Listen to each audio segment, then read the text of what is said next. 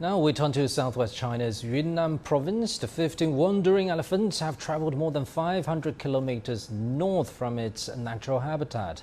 For more on their latest movement, let's cross live to our reporter JINGHAO in Yuxi City in Yunnan Province. Now, JINGHAO, we know in the past week or so, those elephants were moving around the provincial capital Kunming. Why you're now in Yuxi City?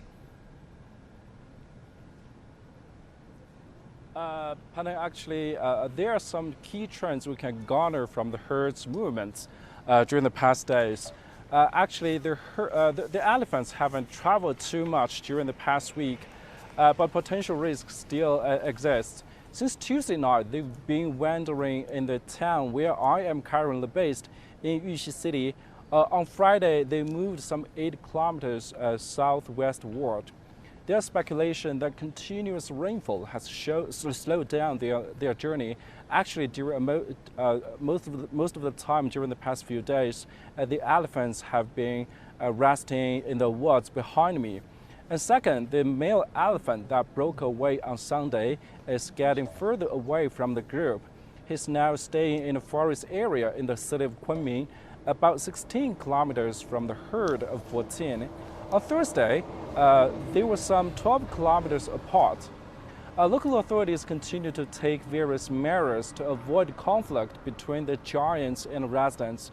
They continue to use drones to keep tabs on the animals, building roadblocks at key points to prevent the animals coming into human habitats, and also preparing tons of food for the animals. Compared with previous days, both manpower and equipment being used have been beefed up. For example, 230 heavy trucks were mobilized on Friday, some 80 more than the previous day. Actually, behind me, we can also see some trucks on standby here. But the efforts face great challenges. First, the continuous downpours over the past week could trigger geological disasters and complicate the monitoring of the animals. And also the annual Dragon Boat Festival holiday starts today.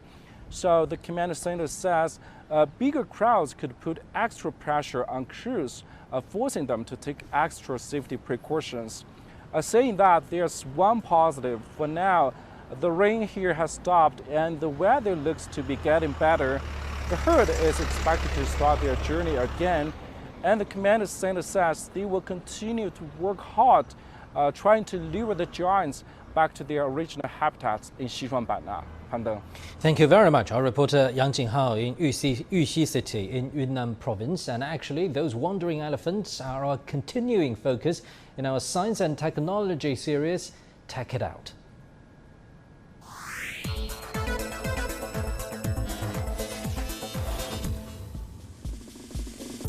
In today's Tech It Out, a herd of wild Asian elephants continues their eating and walking tour across southwest China.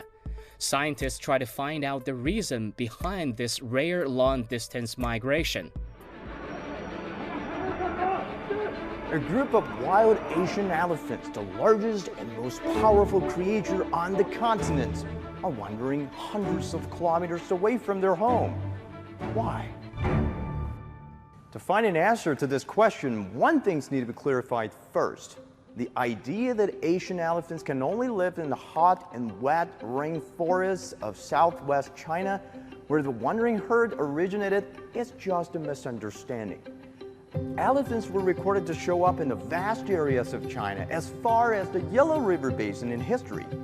In the past 3,000 years, they have migrated southward at an average speed of 0.5 kilometers per year. Climate change has played a role, but just pushing them to the Huaihe River Basin in the middle of China. Human activity has been the main reason for Asian elephants to settle down in today's area. If those elephants keep going north to Kunming and Yuxi, they probably need some time to adapt to the local temperature, which is colder than Xishuangbanna, but it won't be a big problem for them. Many people are calling this a rare migration, but Chinese scientists say it's been going on for decades. Back in 1997, they tracked a family of 5 elephants from Xishuangbanna to Pu'er. It was the first time that a herd entered Pu'er. Since then, more elephants have moved there, but they just to go back and forth between Pu'er and Xishuangbanna and never go any further. So why this time? Overpopulation may be one reason. The number of Asian elephants have grown from about 170 over 2 decades ago to 300 today. While Xishuangbanna natural reserves have also increased from 0.24 million hectares to 0.41 million hectares. Here comes the problem. Elephants are not evenly distributed within this region. We have established so many protection zones and hope elephants will go there. But it turns out they just don't move as you wish, but choose wherever they want to live.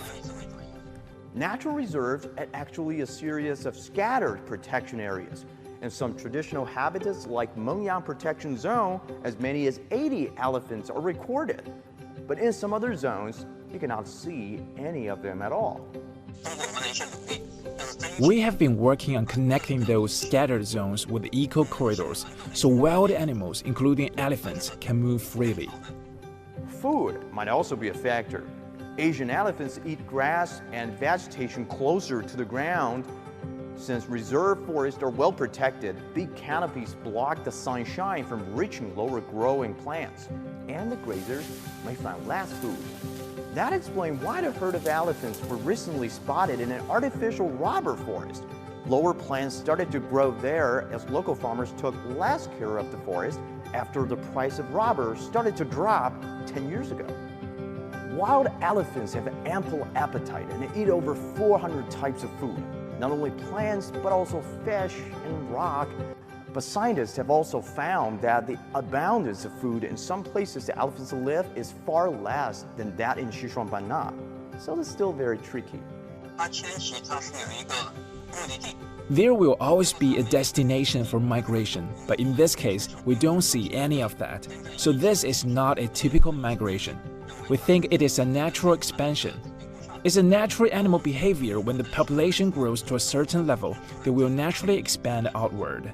When everybody focused on the herd, which is heading north and approaching the capital of Yunnan Province, but scientists have also recognized at least 3 other spreading routes so far, to all different directions.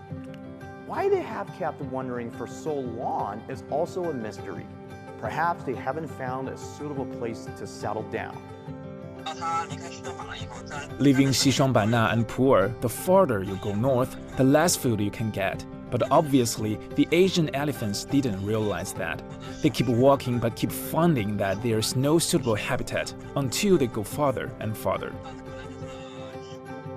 There are several factors to call a place ideal for Asian elephants. They move naturally in response to availability of water, food, mineral salt, and shade. Scientists predict if they travel any further north, there won't be too much options for them to choose. And if you watch their path closely, you will see they move along highways. There are many crop fields along the highways where elephants can easily access food. If they walk in mountains, it won't be easy to get so much food. So the road networks made by us is more or less helping them travel faster and further.